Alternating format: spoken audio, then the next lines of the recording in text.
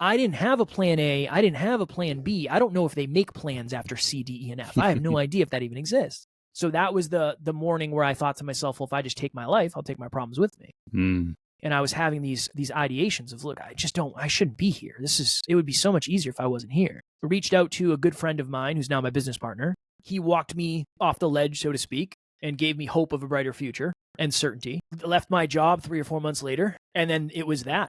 It was, I am on this journey to try to figure out how to do this podcasting thing full time. Eventually, one of our mentors said, hyperconscious is dumb as shit. That name, nobody knows what it means. You have to change it. And I was like, no, dude, you're wrong. Everybody knows what that means. And then we changed it to Next Level University because nobody knew what it meant. And then, yeah, that became the mission. The mission became, look, I need to get better every single day. I need to get better every single day, just a little bit if I want to accomplish my goals. How do we help other people do the same in a heart-driven, balanced way?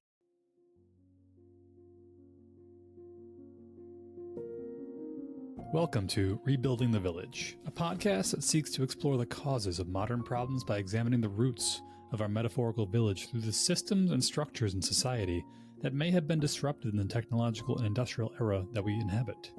Thank you for joining me today. I feel like I fell into the trap that many people do. If I accomplish a lot of external things, it'll fix the internal voids that I'm dealing with. Mm-hmm. So at that point in my life, when I was 25, I had made a good amount of money. I was competing in a bodybuilding show, so I was quite literally in the best shape I will ever be in. My girlfriend was a model. I had my dream car at the time, and I had a nice new apartment. So from the outside looking in, I was crushing it. There's no way you could have imagined that I was insecure, lacked confidence, super self-conscious, miserable. And then my girlfriend ended up leaving me because I was such a shell of a human. I could not pour into her because I could barely pour into myself. Mm-hmm. So it just the difference between what you would have imagined I was like and what I felt like I was like was such a stunning difference. Mm-hmm. And that was me in my. How did you get to that point? What pushed you in that direction in the first place? I was raised by my mom and my grandmother. Didn't know my dad. Didn't meet my dad until I was 27. So from a relatively young age, I had a chip on my shoulder of nobody in my family is successful. We're always talking about how we can't afford things. I don't ever want that to happen to me. Didn't go to college because it didn't make sense to me. It just did not make sense for me to go pay somebody to help me figure out what I want to do with my life. I figured I could probably figure it out better. And then the journey of the underdog just kind of continued. I pumped gas at a gas station. I cleaned bathrooms and floors at a hospital, truck driver, forklift operator, personal trainer, on-call firefighter for a very short time, construction, all of these different things. And shortly thereafter, I got a job in an industry called weatherization. And I went from making $15 an hour as a construction laborer to $60 an hour doing this new job. And in my mind, the cycle had completed. I overcame all the stuff that I wasn't supposed to overcome, and now this is going to be happiness and joy and fulfillment and pleasure, and I'm good. Now I'm good. And I ran that system for the next few years. And then I ended up at that point, assuming that I should be happy and I'm not. Why am I not happy? I have everything that I've ever wanted. I think that the simplest answer, if I had to give you a one-line answer, is I focused more on achievement than self-awareness. And I achieved a lot, but I had no idea who Kevin was. So how did you know who you were? I guess it's maybe like trial and error things. I've heard a story a lot. Actually, I had a guy a couple of weeks ago on the podcast, a similar story of a person who was trying to be somebody who he really wasn't deep down. Yeah. And then he was also suicidal, attempted to take his life, didn't succeed, luckily, and then kind of had to turn around, told his story, and then had a lot of people resonate with like, holy shit, that's me too. That's my life too. I know exactly what you're talking about. How did you find the real you behind all that stuff you were trying out? So a couple things. One, I went to therapy. For me, all therapy was revealing the things that have led to the person you are today. It's like, this experience probably led to this behavior potentially. Oh, interesting. I didn't put two and two together. Oh, okay. That makes sense. That was a big piece of it. And then I just started asking, why do I feel comfortable around certain people and why do I get triggered around other people? Why am I 10 out of 10 confident in the gym, but 1 out of 10 confident in life. What is that about? And how has that happened? I just started questioning everything about myself because I never did before. And I started to have deep conversations. Much like we're having today, there's something about having a deep conversation with I don't want to say the hope that you're going to learn something about yourself, but you're open to learning about yourself. I just had so many deep conversations with people about real life stuff that it really started to help me understand who I was by seeing who the perspective of what people thought they were. If I can see what Mike's truth is and what Mike thinks Mike is, that might help me realize what I think about myself. And then it's just this beautiful dance for me. So it was really just going deep into conversation, deep into myself, and then trying to be as honest, courageous, and humble with the answers that I felt. A really good example of this, just because I know that was all high-level esoteric, probably didn't make any sense. I was in the gym with 2 of my friends, my business partner, Alan, and one of our other friends. And when we were working out together, I was 10 out of 10 confident. I'm the man, crushing it, awesome, I'm in shape, cool. We finished, and then we sat down, and we started talking about business. And I remember I started villainizing both of them. Like, these guys are so arrogant, and they're so cocky. And then I said, whoa, what's happening here? What is happening? Is this a me problem, or is this a them problem? And I sat there with it, and I got to the point where I was honest and hopefully humble enough to say it was a me problem. So that's a really good example of the kind of the stuff I was doing in the beginning. Do you feel like it was just an insecurity around something you were unfamiliar with? Yeah, it was. I was the leader in fitness, and now I am the grunt in business. And my ego did not like that very much. Yeah, I've had this thought recently about being the most interesting person in the room. And how, like, if you are the most interesting person in the room, you're probably in the wrong room. Yeah. And the thought around it, thinking, like, how many times in my life have I subconsciously, deliberately put myself in rooms where I was the most interesting person? And then when I step into the room where I'm just like, I'm just shit compared to these people. And immediately you're like, you know what? Screw these people. They think they're awesome. They know what business is stupid. I don't even care about this stuff. Like, why do anyone care about this? Realizing that actually, like, you might learn something if you just let your guard down, let your ego drop a little bit, and let like, maybe even voluntarily let your insecurities out and be like, listen, I don't. This is a fantastic story. I know Simon Sinek. Familiar with him? He has a story about how he was working with this group of there was like a C-suite executives for some particular reason. I don't know what his maybe like coaching or things like that he was doing, and he was sitting in on a business meeting for this, whatever this corporation was, his company, and some guy gives a presentation of, profits are a percentage of the growth over growth year of the this to that, and any questions, and he's just like, I'm the only guy in the room without an MBA. I have no fucking clue what you just said. Like, I'm happy to admit I have no clue what's going on. And then as soon as he admitted that, like, 3 other guys who were like MBA, Harvard, was like, we don't know what the hell you just said either. But they wouldn't have said it if it hadn't been for somebody who just kind of admitted, like, actually, I don't feel comfortable here right now. I don't know what I'm doing. Yeah. It bonds you. I went on a podcast recently that was about finances, and in the pre-call, I told the guy, I said, honestly, I don't know if I should be here. Just so you know, I know you interviewed my business partner who has an MBA and is like a math genius. I'm not that. So I don't know if lines got crossed. And he's like, Kev, I really want you to be on. It's going to be a great episode. I didn't think I belonged there at all. Right. But I think one of the things is my fear is if I don't admit what I'm insecure about, I'll ego up to try to protect myself. Because I've done that so many times. That's the only reason I know how not to do it, hopefully. How do you feel like you got past those insecurities? Do you feel like it was like a form of shame they had to just basically openly admit to everyone on or friends, family, Facebook? Definitely. I've definitely admitted it to Facebook and Instagram. I tried to get very comfortable with the fact that my core wound is defective and not good enough. So I had a moment before this where it was like, you know me differently than other podcasts I've been on know me because we work together. I really hope I don't find a way to fuck this up. That was literally a piece for me. So, and I've done 2,800 episodes, and it's still there. It's less than ever, and it's less in control than ever. But I think it was the fact that I have to understand that my core wound is that I'm defective, I'm not good enough, I'm not smart enough. So the story that is going to be told internally to me for not reasons not to do this is always going to be pretty similar. And once I start to understand that pattern, I understand that I'm probably going to deal with imposter syndrome for most of my life because I'm always growing.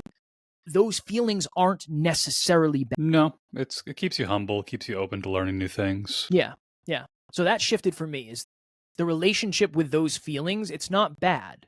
If anything, it's probably a suggestion of growth in the right direction, and that helps at least.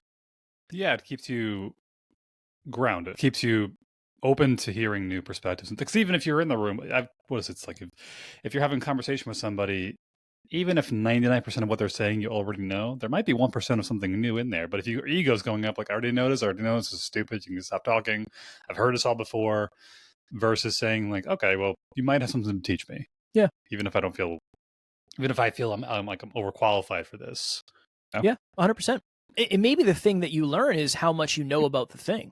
Well, the core wound thing is an interesting one. I'm suspecting that ties back to like family. I would have to imagine the abandonment thing is probably where that came from. Because we have something that we talk about often. It's state, prove, self-assign. Right? If you want to build confidence, state you're going to do something, prove to yourself that you're going to do it, and then make sure you give yourself credit for actually accomplishing the thing. Like, I did that. I said I was going to do it, and then I did it. I was really good at sports, and I just always thought I was luckier than everybody else. I never stated I'm going to hit a home run, and then self-assigned. It must have been the right pitch at the right time, and I closed my eyes and swung. That's not a way to build confidence. That's a way to self-sabotage. Yeah. So I can remember back, all the way back to my childhood. I just thought I was luckier than other people. And I'm blind in one eye. So when I went to the eye doctors, they're like, he can't be good at sports, right? And my mom's like, no, he's really good. And they're like, he's blind in one eye. We have no idea how that's even possible. So even that's like two ways to look at it. I was way, way luckier than everybody else. Or maybe there's a shred of truth that I was actually skilled at the stuff I was doing. So I think the wound started from childhood, abandonment, that type of stuff. And then I found a way to stay within that identity for most of my life. And then I realized that identity wasn't serving me through massive pain and trauma. And then I worked, and I'm still working on reshifting that. Yeah. Impressive. Blind in one eye, still a good athlete. It's weird. People say, how do you do it? I've never seen normally. So for me, this is just normal, right? I see what I can see. So did you notice over time you had people in your life that were fighting back against the new changes in the behavior you're bringing on board? Not as much as I think other people get, because one, I'm very weird with relationships. If you don't support me, you're not here. I don't need you. I just don't need you if you don't support who I am. That's not even weird. That's actually that's probably arguably healthier. I think it is healthier. A lot of people have a hard time doing that. Yeah. Yeah. I mean, my biggest fear is I'm not going to be successful. So if you're around and you don't think I'm going to be successful, you're not good for me. You're only going to perpetuate the fears that I already have. I got enough of them. I don't need any more. I don't need to take on your self-doubt. I got my own. So I'm blessed. I have a lot of really positive people in my life, and a lot of the ones that weren't just kind of weeded out over the years. And when you're an underdog, I think people root for you more anyway. My business partner is not an underdog. Even though he is, people just don't know it. But he's a genius, and he's 6'2", blonde hair, blue eyes, good looking dude, in shape. But people don't like that. They like to tear him down. It's relative. I imagine if he moved to like Sweden tomorrow, he'd be the shortest person in the entire town. That's and fair. He'd feel very insecure. But when you're around people, it's being in that room, being the most interesting person, but also making sure you're not in a room where people are focusing on projecting their insecurities onto you versus looking at their own personal strengths. Yeah, and it makes it hard because we've had experiences where I'll go on a podcast and he'll go on a podcast, and we always connect and we're trying to learn. Like, what do you think of that podcast? And he's like, I don't know, man, that person did not like me. What do you think? And I was like, I love them. That was an amazing show. And it'll be the opposite, where I'll say, I just felt like I was super undervalued and the person didn't think I was that smart. And he'll be like, dude, I had the best interview ever. And we've realized that I don't know if any two humans are ever going to get the same experience with another human because of trauma responses, and the way you ask me a question is going to resonate with somebody differently than it resonates with me. So I might be super happy to talk about trauma when somebody else might be like, no, I don't know if I want to go there. Yeah. Even the topic, the phrase of trauma sounds a little bit like, I guess, I'd say overused nowadays. Maybe there should be like a different word for it to kind of like the space between nothing wrong happened versus I got into the worst car accident of my life versus something in between is like my parents didn't love me enough. And then like, is that the same thing as trauma? Is get into a massive car accident? Like, well, yes, just in a totally different direction. But people there's associate big T and little t. Big T trauma is car accident. Little t traumas are things along the way. I think that's probably the best there is now for it. Yeah. And what you were saying a second ago is that people respond to you differently, and usually it's a response of your own insecurities, your own weaknesses, your own perceived flaws shining through when they get defensive about what it is that you want to do. Like I'm sure when you were working out, you probably had people who wanted to work out, so you were in really good shape. And they're like, "Oh, bro, how did you do it? Teach me what you do." Cool, you're on the way up. You're admitting you're not where you want to be, maybe. So let's talk about it. Versus the person who says, "Why do you work out so much? Like, do you really? I mean, like, who's big biceps? Who the fuck cares?" But like, bro, just chill out and just have a cheeseburger once in a while. And then you sit there like, am I working out too much? Crap, what am I doing? Am I doing something wrong? Now I'm feeling like crap. Maybe I should skip leg day tomorrow. And then we realize, well, what is it that it's tough to figure out? It's tough to figure out. Is it them basically trying to pull out the best in you by saying, I think you're working out too much because you're obsessing about your physical appearance too much? Or I think you work out too much because you make me feel insecure. Yeah. Yeah, it depends on the person. I try to make a conscious effort if I see somebody in really good shape in the gym to go up to them and tell them, because I've been that guy, and there's not a lot of people that give you compliments. Because you have to have a certain level of confidence in the arena to go up to that person and be like, dude, or if it's a woman, you're absolutely crushing it. Good for you. And you can tell I've done that, and people are taken, they're off guard. It's like, are you serious, or are you pumping? Are you blowing smoke? No, I'm serious. You are making me look terrible. I understand the dedication that must have taken. Good for you. But if I was insecure and it was my first time in the gym, no way. No, I'd villainize probably, right? Understandable. Yeah. One of the topics we talked about, I like that I caught in your bio, was the concept of unlearning. That it's interesting. I think we don't realize there's two types of, like, I don't say there's two types of learning, but the idea of you have to learn more. It's like sometimes you also have to let go of certain behaviors and habits. Let's start off, like, what do you feel like was anything particular that stood up to you over the years? Like, I had to unlearn this, I had to unlearn that, to then I had to pull some weeds out rather than planting new plants in there. That's a really good way to put it. I had a very bad money mindset for most of my life. I mean, my mom didn't even have a checking account. Her money was in her sock drawer, just cash, all of it in the sock drawer. For me, that's where I came from. So the second I got money, I'd find a way to spend that. And that perpetuated. So I had to unlearn the scarcity of when you have money, you get rid of it because you don't know how long you're going to have it for. That was one really, really big piece. One of the things I unlearned was the fact that admitting a weakness is a strength. Yeah. Even if it feels disgusting, yeah. It feels so bad. It feels so bad. But that also depends. It has to be around the right person. And that's a whole nother tangent. We've talked about this often, where if you're in an intimate relationship and you're the type of person that takes over ownership and your partner is the type of person that takes under ownership, you are in trouble, potentially. Because they're going to give you all of it and you're going to take it because that's who you are. So that's a dangerous place. What's a good example of over ownership in the relationship context? I understand the concept. I'm trying to think of any particular topics because I feel like I've had my own relationship up and downs over the years, and I'm sure somewhere along the way I was carrying more than I should have and didn't notice it in the moment. I don't even know if it's more than you should have. I think it's more than, I'll speak for myself. I'm just the type of person, when my wife and I have a conversation, where I say, you know what, you're right, I have to get better. Almost about everything. But that's my commitment to myself anyways. I want to get better. If she turned around and used that against me, if me being trying to get better every time was a reason for her never to get better, that would be a very, very toxic relationship, and it's kind of a no win. So like we have cats. Michael has a cat. He was on the cat was on the desk earlier. If I forget to do the litter box and she brings it up and I say, you know what? Yeah, I just have to do better. I can't keep forgetting. And then she decides to slowly just stop doing her responsibilities with a litter box. And I take ownership. Well, yeah, well, I want to do it for the cats. It's only right that we do it twice a day. Blah, blah, blah, blah, blah. Then I'm in a dangerous place and I'm probably going to end up resenting her eventually. Yeah, that's it's like a small form of enabling without realizing it. But also some form of moving the goalpost. Yeah. It's a good way to put it, that you're not really holding their feet to the fire the way they're holding your feet to the fire in a healthy way. Yeah.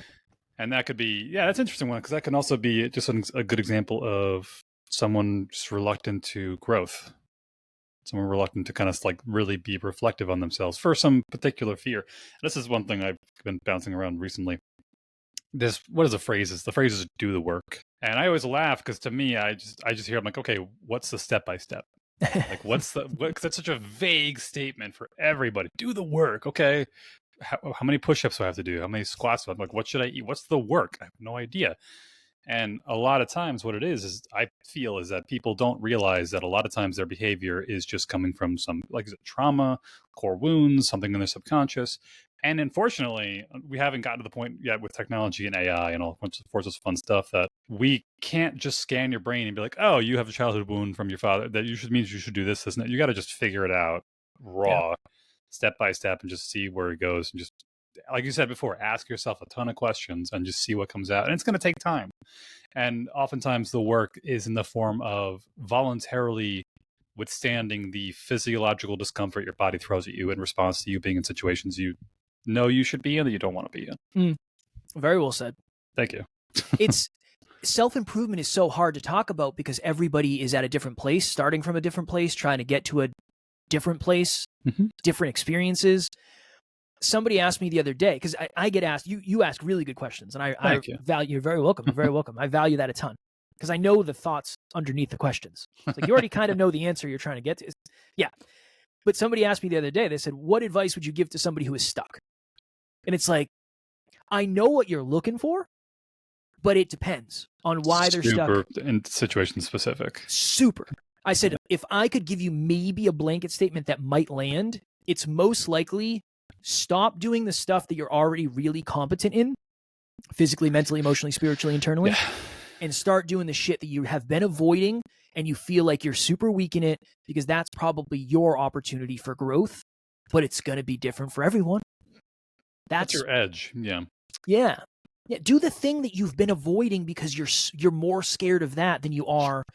Okay, you can go to the gym 7 times a week. Awesome. I love that. Have the deep conversation with your mother about the fact that whatever. That's where your growth is. Your growth is where you're least willing to dig, most likely. Mm-hmm.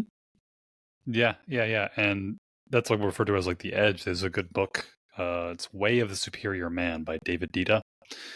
And basically, one of the things it talks about as far as, traditional, I'm not saying like masculinity, but just like people trying to figure out where they should be in life. You want to make sure you are at or surrounded by people that are encouraging you to stay at your edge. And oftentimes your edge is the area where you don't want to be.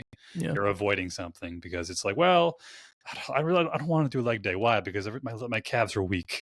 My quads are. I want to wear long pants and I don't want to wear shorts at the gym because everyone's going to see. Or I don't want to speak publicly because I'm embarrassed by public speaking. Like, that's your edge then. Yeah. And it may be that there's something behind that. If you don't want it, it's like you don't have to go hardcore into the gym with leg day every day, but just go for a walk, do a couple squats, do something. But if you're saying to yourself, I really want to be like a motivational speaker, great, but I hate talking to crowds. Good luck. Ever try there's no way past it other than just. And the funny thing about this, we're learning from one of them on the other podcast, was I'm a bit more of like a scientist in these capacities. That if you, like I said before, like do the work. What's the step by step? How can you break that down to like a meticulous step by step scientific process? The only way that your body learns, your amygdala, your fear center, is by experience. Like that we have, unless we get to a point that one day we're like start making pharmaceutical pills. It's like this pill will make you more confident at public speaking. This pill will make you confident about your body. There's no way brain, your body, your amygdala only learns through physical experience. But that is literally what I said before, which is the work, essentially, is to go into those scenarios where you don't feel comfortable and sit there until you feel comfortable. Yeah. Yeah. Exposure therapy. Pretty much. Yeah. Right? Yeah. That's really what it is. Mm-hmm. And there's 1,000,001 books out there about how to, this is what you should do and think about this and just, self-affirmations. Like, this not going to change the fact that the first time you walk up on stage to do the public speaking, you're probably going to pee your pants. And Most it's okay. likely. Yeah. And it's going to be embarrassing and it's going to be terrible and you're going to have a great story to tell your friends afterwards. And then the next few times you're not going to give a shit anymore. I think that positive affirmations, visualization, all that, they're good supplements. Right? You can take, again, I'm a bodybuilder, you can take creatine all day. If you don't go to the gym, nothing's going to happen. It's not going to do it for you. It's a great supplement. One of the best supplements on planet Earth. But without proper exercise and nutrition, it doesn't matter. That's 10%. Everything else, the work, is probably the 90%.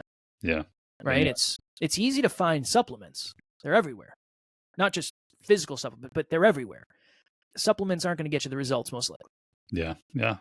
So what was the path then from $60 an hour doing great weatherization, great car, supermodel girlfriend to next level university? So that's a great loaded question. When my girlfriend left me, I fell into a deeper trap. I said, you know what the problem is? I haven't made enough money. I've made good money, but I haven't made enough. I got to cross a certain threshold. So if I make $100,000, that's probably the amount that will fill this void inside of me. Let me do that. So when my girlfriend left, I proceeded to grind my face off. And I spent the next 10 months living on the road because a lot of our contracts were out of state. And I was gone Monday, Tuesday, Wednesday, Thursday, Friday, come home Friday night or early Saturday morning, throw my clothes into the washer, take them out, throw them in the dryer, and then throw them back in my suitcase. And then Sunday I leave again. That was my year, essentially. Got to the end of that year, opened my final pay stub up, and I was standing at my kitchen table because my ex-girlfriend had taken the chairs because they were hers, and I was never home, so I didn't even have chairs for my kitchen table. That's how much I didn't care about. I was just grinding. Slid open the pay stub, 6 figures, and I just remember thinking, damn, I don't feel any different. Why don't I feel any different? Bank account was better, so financially I was different. Realized that for most of my life, I had lived unconsciously. That year, I had just been on zombie mode, completely unconscious. Opposite of unconscious is hyperconscious. Said, I want to live hyperconsciously. So then I started a podcast a month or two later called the Hyperconscious Podcast. And that's where this awareness journey just, boom, I want to know everything about myself, even the stuff that sucks. I want to know it all. I need to know it all. So I fell in love with podcasting. But as you know, in the beginning, there's not a line out the door of people saying, Michael, you have some really good ideas. How much money would you like? How many zeros would you like us to add? We'll give you a check for that. There was none of that. So I had to keep going to this job that I absolutely hated.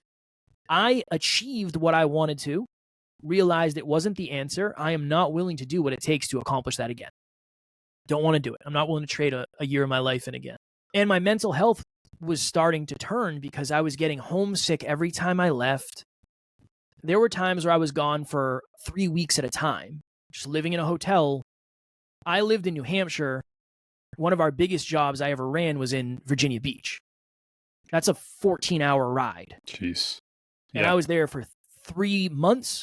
3 weeks. Overall, 3 months. And it was absolutely brutal. So my mental health was just going down the toilet, and I didn't realize it. And I start calling out of work. I start leaving the job sites early, showing up late. And eventually, I was in a hotel room in New Jersey. I woke up. My alarm clock went off. I sat up. I slid to the edge of the bed. And the best way to explain it is that morning, it was like there was 10 televisions on in my head, and every single one was on a different station. And it was just, Kev, you can't leave this job. You got so lucky. You were such a loser. You felt like such a loser before this job. You're just going to leave now? What are your friends going to think? You make more money than any of your friends.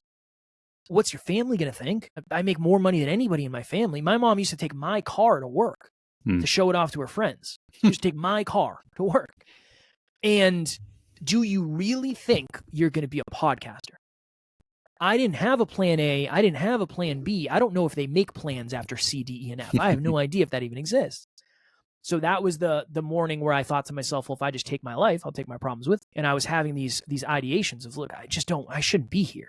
It would be so much easier if I wasn't here. I reached out to a good friend of mine who's now my business partner. He walked me off the ledge, so to speak, and gave me hope of a brighter future and certainty. I left my job 3 or 4 months later. And then it was that. It was, I am on this journey to try to figure out how to do this podcasting thing full time. Eventually, one of our mentors said, hyperconscious is dumb as shit. That name, nobody knows what it means. You have to change it. And I was like, no, dude, you're wrong. Everybody knows what that means. And then we changed it to Next Level University because nobody knew what it meant. And then, yeah, that became the mission. The mission became, look, I need to get better every single day. I need to get better every single day, just a little bit if I want to accomplish my goals. How do we help other people do the same in a heart-driven, balanced way? I don't want to be toxic.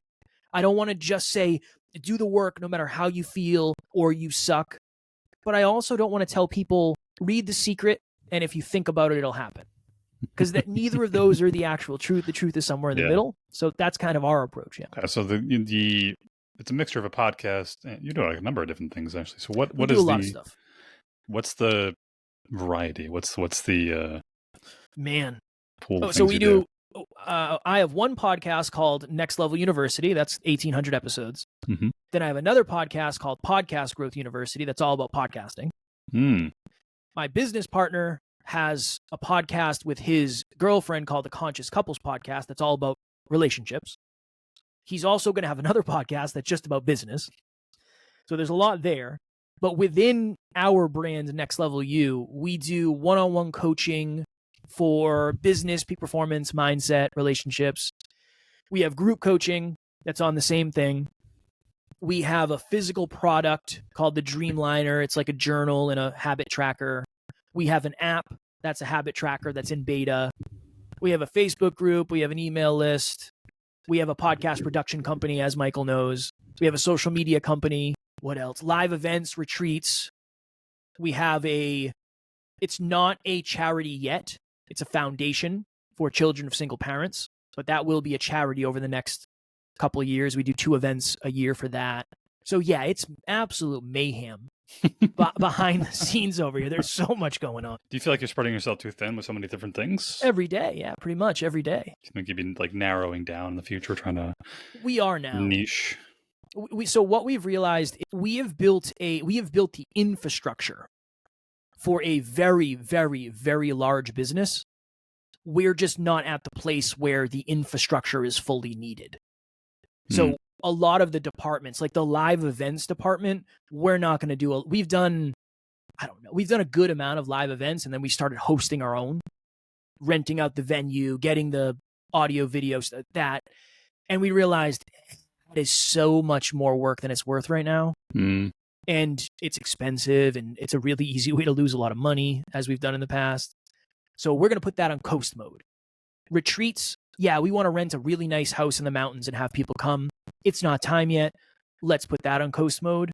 So we have essentially put 40% of the business on coast mode, and then just tried to focus on, okay, what is the stuff that brings revenue?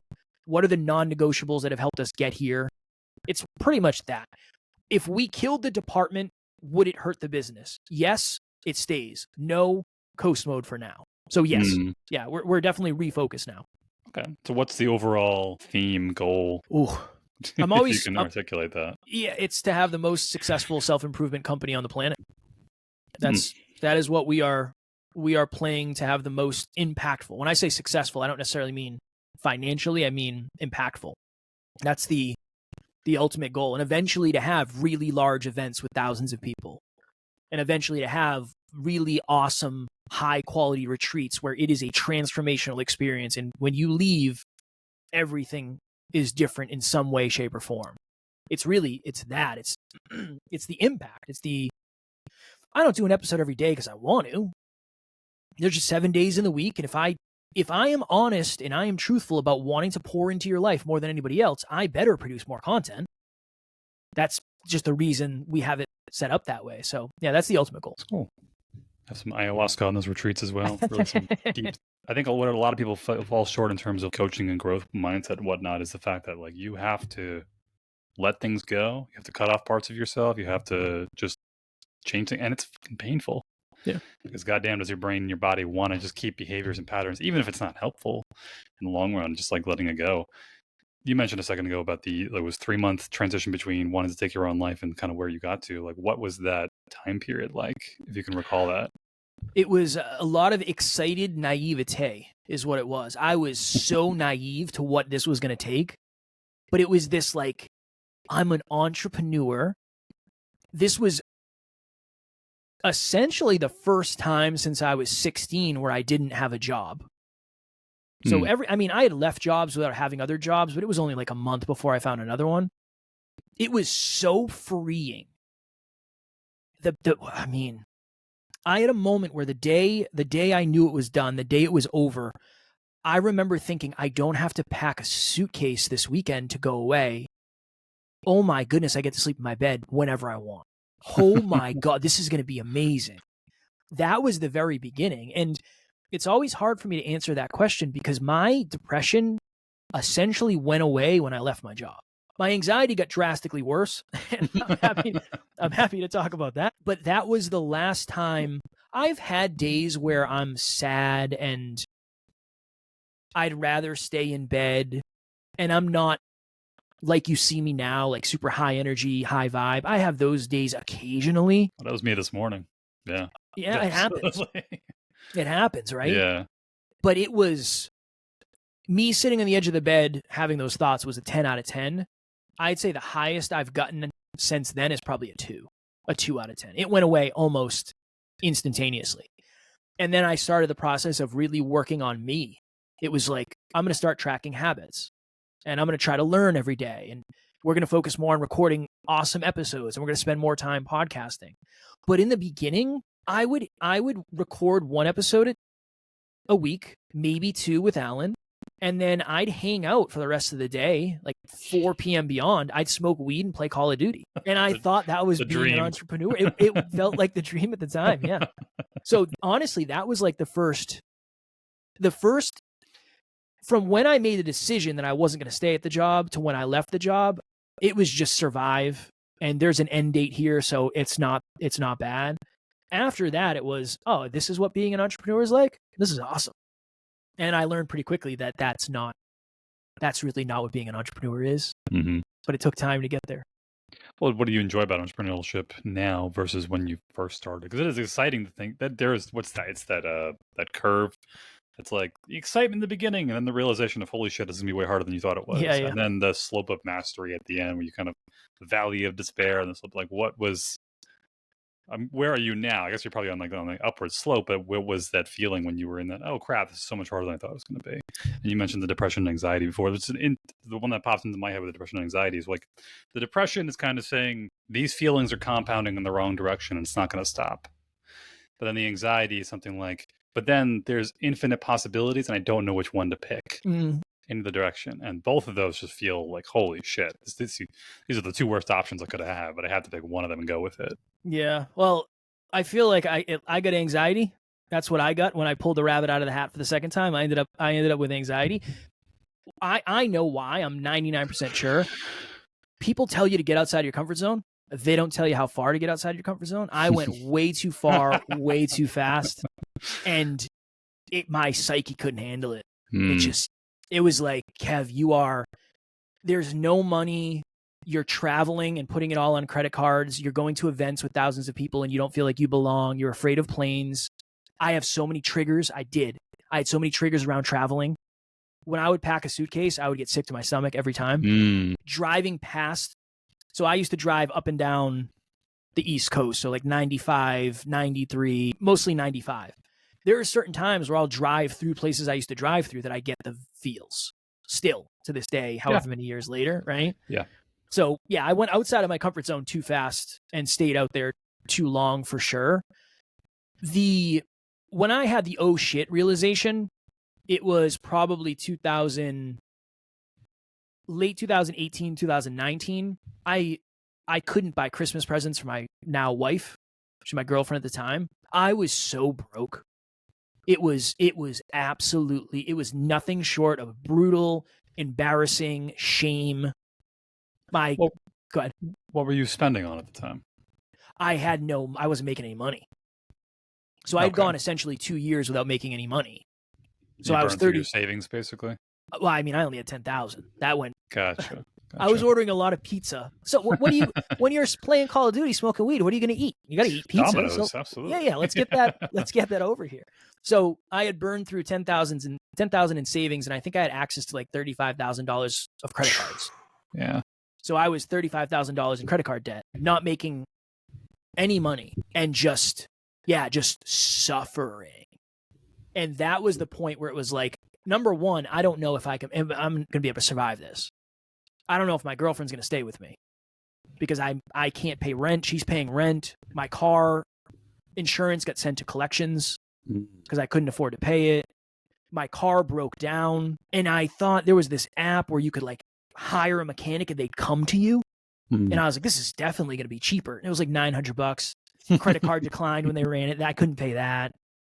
So it was mostly the financial piece that was the oh shit for me, where it was like, oh my goodness, being an entrepreneur is not what I thought it was. Created a lot of necessity.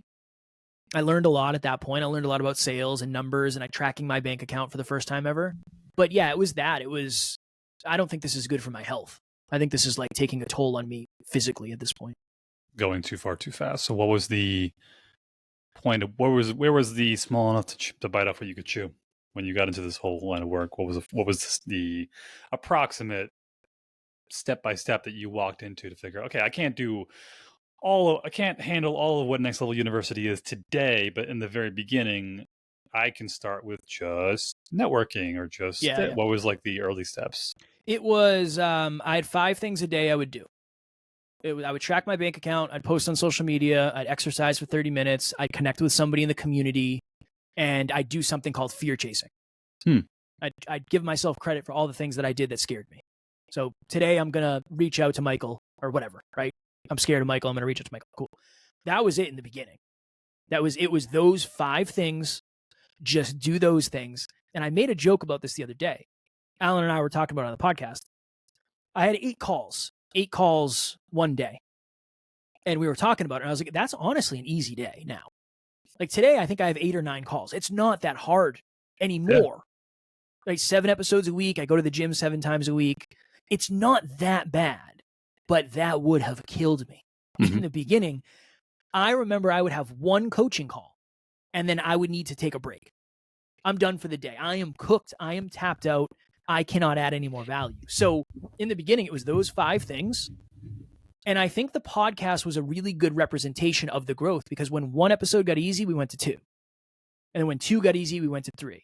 And then that really kind of dictated how much other stuff I was doing. So it was those 5 things in the beginning. And then the podcast became a really good speedometer for, we're doing 4 episodes a week, and now we have clients. We can probably do 5 episodes a week. It's not like we're super overwhelmed or burnt out. And that's essentially how we have done it up to this point. It's just gradual. Yeah. Gradual, yeah. On a scale of 1 to 10, how burnt out are you? 4. Okay, cool. We can push it. When you get to 10, we redesign. And then we cut stuff off, and then we kind of run the cycle again. And it's just been that for 7 years. So what does the coaching look like nowadays? What's the majority of your topics that you touch on with people and work with? So it's taken a very interesting turn, because essentially I only do podcast coaching now. The demand has been high enough where, we produce almost 50 podcasts, and I coach dozens of podcasters. So that's the majority of where my time is going. But with like group coaching as an example, we have a session on self-awareness, obviously. So we talk about self-worth, self-belief, how to raise those 2, where does it come from, all that. We have a session on wealth creation. So we talk about money, saving money, how to make more money, right? Money mindset, all that. We have one on relationships. We have one on momentum and how to maintain momentum and be more productive. So the coaching really is anything we're going to talk about. We're going to start at the identity level and figure out, why is it that you are where you are? It's most likely not just because you don't have the tactics. It's most likely because there's something within the identity level that we have to work on. And then from there, we can kind of inject tactics for you with the new identity. Yeah, I could definitely attest to this with the idea that, and even to this day, it's still a bit of a problem, is recognizing, keeping yourself humble, but also recognizing that you have something to offer people that they don't have themselves or know about. And a lot of times when I'll learn something new, it'll be like a complex topic or an interesting idea or something beneficial. And then immediately afterwards, like, well, if I can understand this, then everybody could. Then why are they even going to want to talk to me about it or listen to me? I'm actually interested in getting to like the coaching sense myself with a lot of like men's coaching in particular, behavioral coaching, like relationship coaching along those lines. What we talked about earlier about the drip down from childhood wounds and whatnot ties into like my life. I have a lot of experience in that and how it all kind of, how I got to the point I am now, realizing where it all came from and then figuring out what's the next step forward from there. But the same thing of going up to somebody and let's start talking about it and be like, you have to know about this because I know about this. Like, how could you not know about this? This has to be something common knowledge that everybody knows. And then the more people I talk to, the more I'm like, nobody knows about this. Holy shit! It's just so either uncommon or people look at it like it's just too woo-woo and frivolous and just kind of like, oh, so you're telling me I should believe myself? Should I also get some crystal rocks while I'm at it too? Or something just simple like that. And you realize like, yeah, because it's amazing how many people I've come across that don't realize that the voice of their own inner critic, the voice in their head is not their own voice. It came from somewhere. Like nobody is born hating themselves as much as some people hate themselves today. Like you had to have learned that from somewhere, and then that you can actually train it through neurolinguistic programming and things like that, or exposure therapy, and realize that you can change your behaviors and patterns once you identify and recognize it from almost a third person perspective, looking at yourself externally and recognizing that. And even that to me kind of spooks me out a little bit to think you're so convinced for so long for all of your life that you're in control, that every decision you're making is your own. And then one day you realize, oh my God, a lot of these patterns on autopilot, who's running the show? Yeah, that is alarming. Yeah. It is alarming. I'm number one, I'm excited for you to get into coaching because I think you'll be a really good coach, genuinely. Thank you. You're very welcome. One of the best things I ever did, and I still do, is I still do free calls with people. One of the reasons I love it is because I get asked questions that I assume people already know the answers to. Yes. And it just always constantly resets me to, no, Kev, you need to talk about that stuff. You got asked 7 times the same question. That's probably a suggestion that it's not as obvious as you think it is. I think all it is a mixture of your hyper awareness and somebody else's lack of awareness in a given subject. And it's just a giant delta between the two. But most people are closer to the lack of awareness part, most likely. Yes. Especially if you studied it for years and years. Getting people to get that sense of metacognition, I think is the word. Recognizing like you're like, it's not just you in there. You think it is, but it's not just you. Yeah. And it's an interesting quote I remember hearing, and this ties back to what we were talking about earlier, of how when you're growing up, you'll sacrifice authenticity for attachment. And that a lot of what we do, I think, in the coaching is learning to figure out, like, who are you really? Like, who were you really if you had everything you needed growing up to be the person you are authentically, and then trying to find a way to get you into a space that allows that to compound itself in a positive way, rather than surrounding yourself with bodybuilders and convincing yourself I must be into bodybuilding because I'm around bodybuilders all the time, and if I don't have a 10-pack, then I'm just not good enough. And that voice in my head telling me if I don't have a 10-pack, I'm not good enough, must be me. So it has to be. And then you realize, oh, crap, I'm not even close. The biggest thing I ever see with a lot of guys, myself, even to this day, I still have this issue where it's like, there's this part of your brain is like, I know she says she doesn't care about your biceps, but are you sure she doesn't care about your biceps? Like she told you 1,000 times she loves you and she's, been with you for years, but maybe she's still lying and you just don't know. And even within that, there's a whole side note to talk about that. There is something of value. I think people look at the value of certain things in that context in the wrong way, is to think, like you said before, you go up to the guy who compliments on his physique and you say, I can see the dedication that went into that. That if you're working on yourself, it could be physical, it could be emotional, mental, whatever it be, and you get to a certain point, it's not necessarily the achievement itself that's impressive, although it is, it's the discipline it took to get there. And that's oftentimes when you look at a person, when you ask a woman who's attracted to men, like, why do you only go for the guys who are in great shape? It's like, because they show me that they were able to get themselves into a similar state, to get to the gym consistently, to get that kind of body, and whatever it may be. Yeah. Well, the result is a representation of the effort that it took to get it. That's really all it is. And that's why the result is so impressive. Yeah. Everybody is in process. I'm in process towards something. Michael's everybody's in process towards something. But that's why it's so hard to recognize the progress. Because we aren't where we want. It's this weird, wonky thing. And even to your point before, I feel like your awareness is a delayed, it's like kind of like a delayed reality. So if I was to give you $1 billion right now, how long would it take you before you felt like you were an actual billionaire? That actually happened. I didn't get $1 billion. Well, I was going to say, what are we doing? Why am I here right now? I should be in my Lamborghini cruising around fucking Miami. That actually happened to me. My job, I do massage therapy, and I had basically had a bit of a financial windfall because I found certain insurances cover medical massage really, really well for a period of time. And it completely like reversed my financial, because I was just like barely paying credit cards off and keeping floating along, trying to get my sense of self-worth up through my services, not being afraid to jack up prices here and there. And then one day they're just like, here's a shit ton of money compared to what you were used to. And I was literally, I have a medical billing company that does like the paperwork for the claims that I do. And I would literally be calling them once a week, like, are you sure this is legal?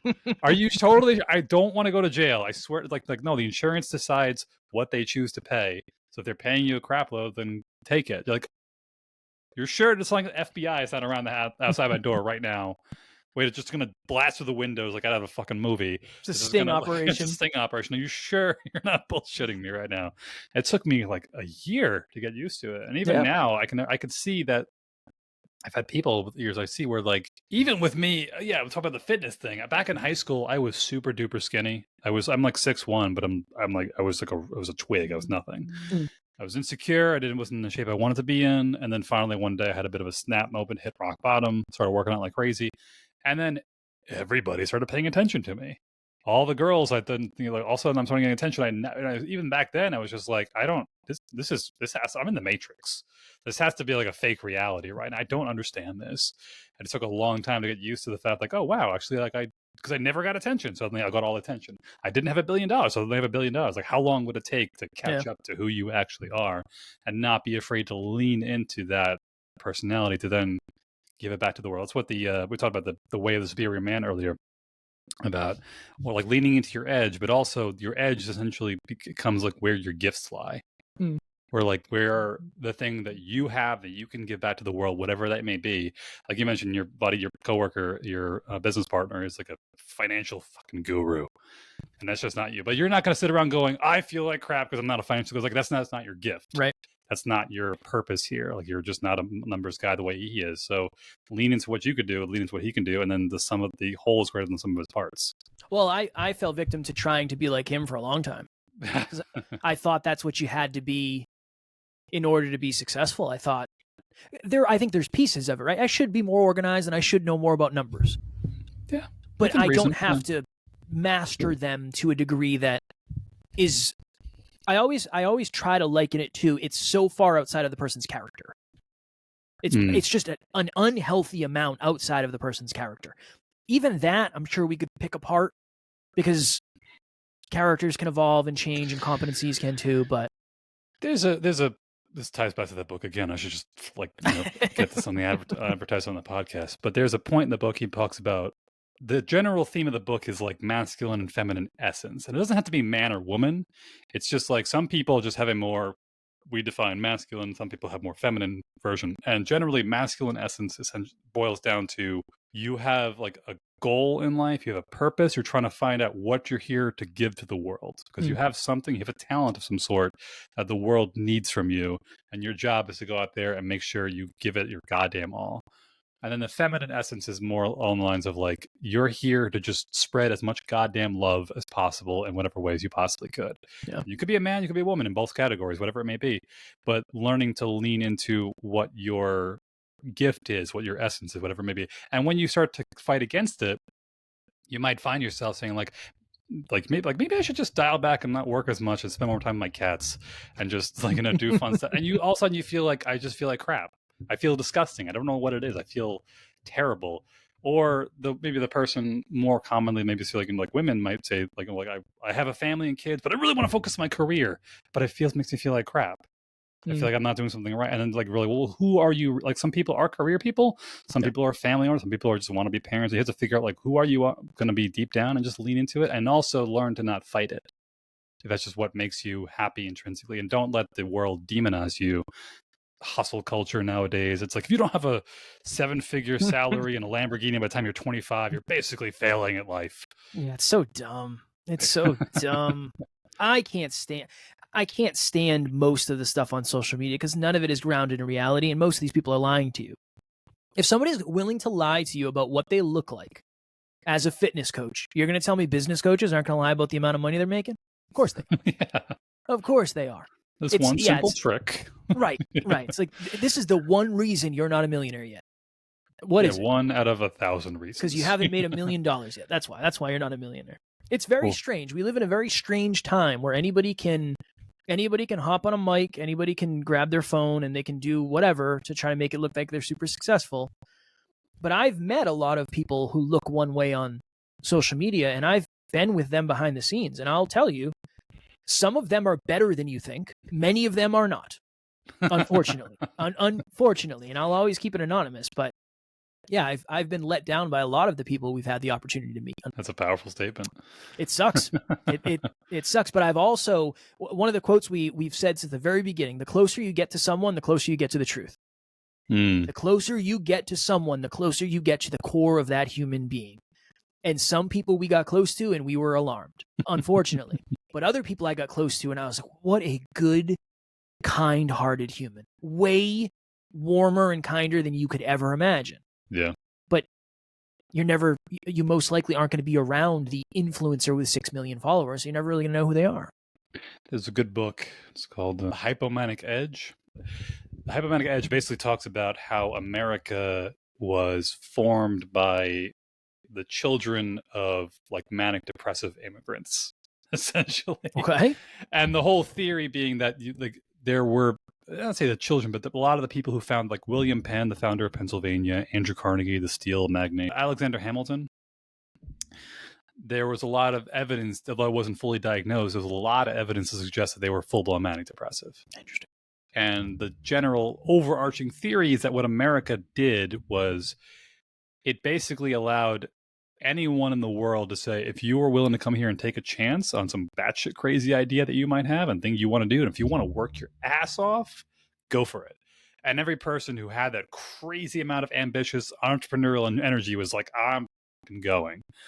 And then went over here, and a lot of the country was essentially founded by people just competing, like cutthroat, bloodthirsty for just 200 years, 300 years. And most of the people who stayed, even between what happened with a lot of immigrants coming, people will talk about how, people came here in droves to Ellis Island and this and that. But they don't talk about, a lot of people went back.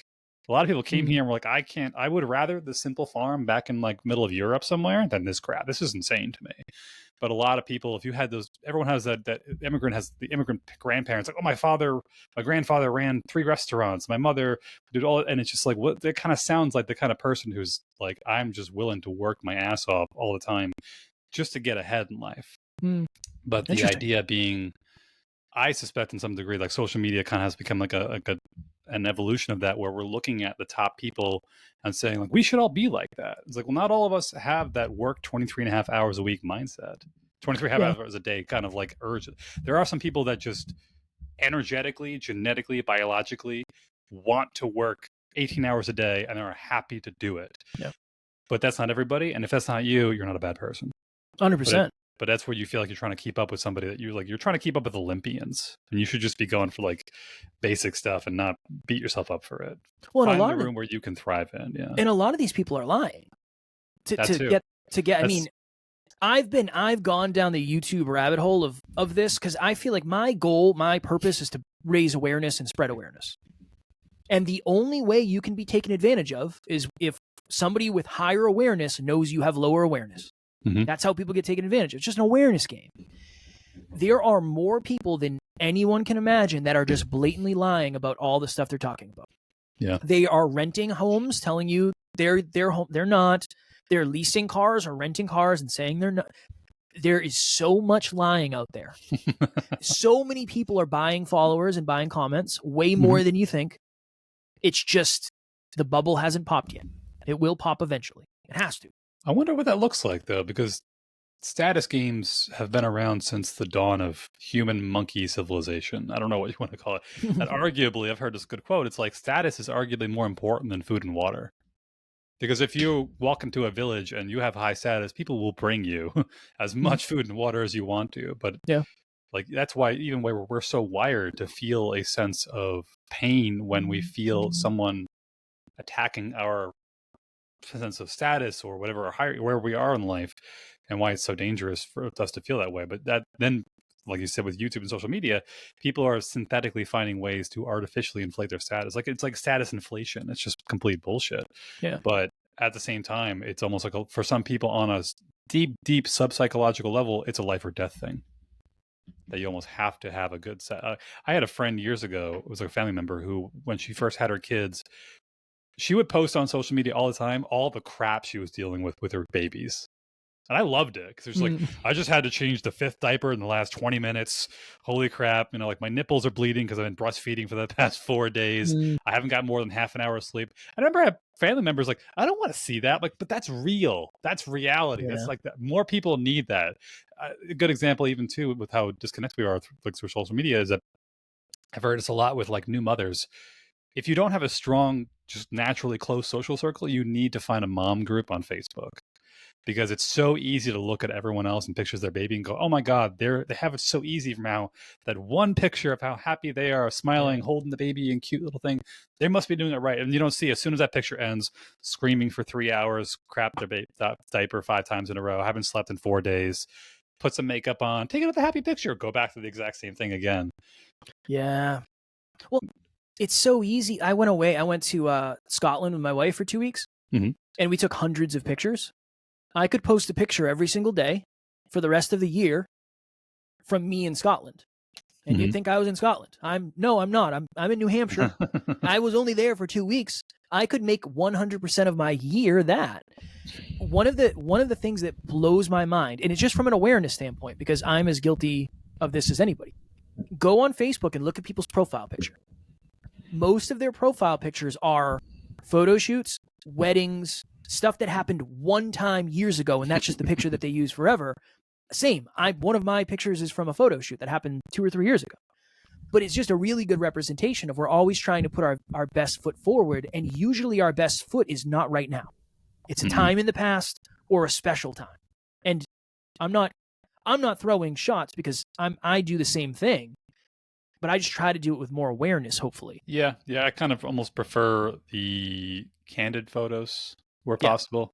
That like just like if you see me doing something authentically in the moment, just take a shot. Or if it's like it's not the best photo, but it's like one of those like I'm midway into falling on my face or something goofy, just laughing so hard I almost threw up or something like that. Just like put that on. I dig that. That's real life. Yeah, I respect that. Or you can, absolutely. What is the current future of Next Level University looking like? What's the next big steps? I'm yet to get a good answer to that question, if I'm being honest. Answer. We're very focused on growing the business so we can do more things in the business. So probably just that. The next things to look out for are probably we're going to make a lot more money in the business so we can grow the business and continue opening departments that are closed. If you're going to look from the outside in, we're really focusing on the Next Level Hope Foundation, which is going to be the charity. That's something we're trying to put more focus into because it's very hard to do something once a year or twice a year when you're used to doing something every day. Very hard to improve something that you only do bi-yearly. So we're trying to put more focus on that so we can help more kids and help more families. That's something to look out for. Sounds good. Where can we find your content? Where can we find everything? Search Next Level University. We're on all the podcast platforms. We're on YouTube. And then the website is nextleveluniverse.com. Everything I talked about today will be there in some way, shape, or form. Awesome. Kevin, thank you so much for your time. I appreciate you, my friend.